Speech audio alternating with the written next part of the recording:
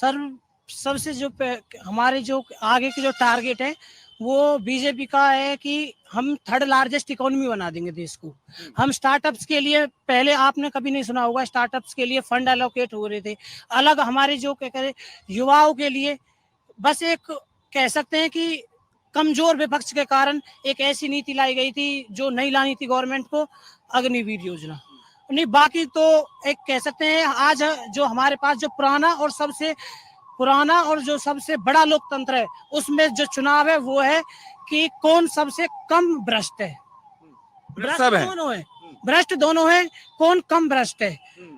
ऊपर से लेकर नीचे तक कांग्रेस पूरी मिली हुई है। परिवार दूसरी तरफ देखते हैं तो विपक्ष में परिवारवाद कि आपके पास आपका पोता ही है कि आपका बेटा ही है।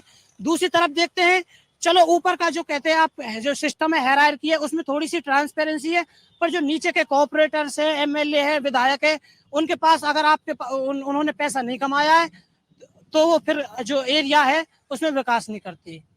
आपके लिए बतौर वोटर सबसे बड़ा मुद्दा क्या है? सबसे बड़ा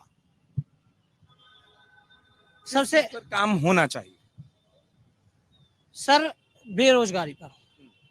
जैसे पहले हम ये कहते हैं कि एक जो न्यू इंडिया है उसमें ये है, कॉमन है कि सबको गवर्नमेंट जॉब नहीं मिल सकती, पर इंडस्ट्रीज को सेटअप करना चाहिए और बेरोजगारी की तरफ ध्यान देना चाहिए।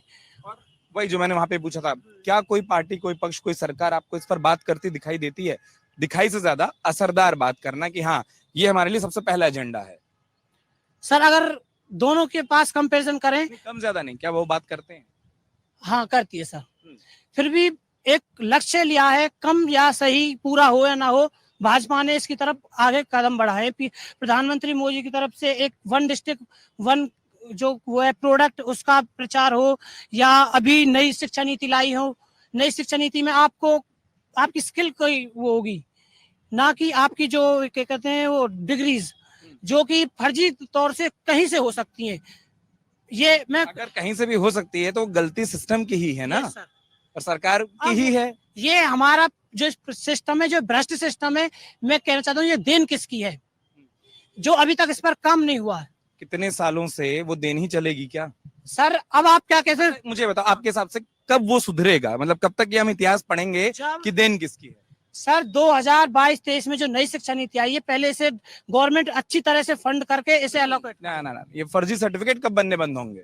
फर्जी सर्टिफिकेट जब भी सर जो नई शिक्षा नीति आएगी जब भी होगा। अब आप बताइए कि हमारा इतिहास कहाँ आता है, जो हमारे पूर्वज हैं उनका इतिहास कहाँ। आप एक सचिन सवाल को समझो, मैं क्या पूछ रहा हूँ। फर्जी सर्टिफिकेट शिक्षा नीति से नहीं, अधिकारियों से बनते हैं, वो कब बंद होंगे? सर आप जो सिस्टम है ना, गवर्नमेंट बेशक अभी बीजेपी की है, पर वो सिस्टम अभी भी कांग्रेस और वामपंथी पूछ रहा हूँ, आपके हिसाब से वो कब बदलेगा? कब तक? अभी उसमें पीढ़ी बदलने में टाइम लगेगा सर।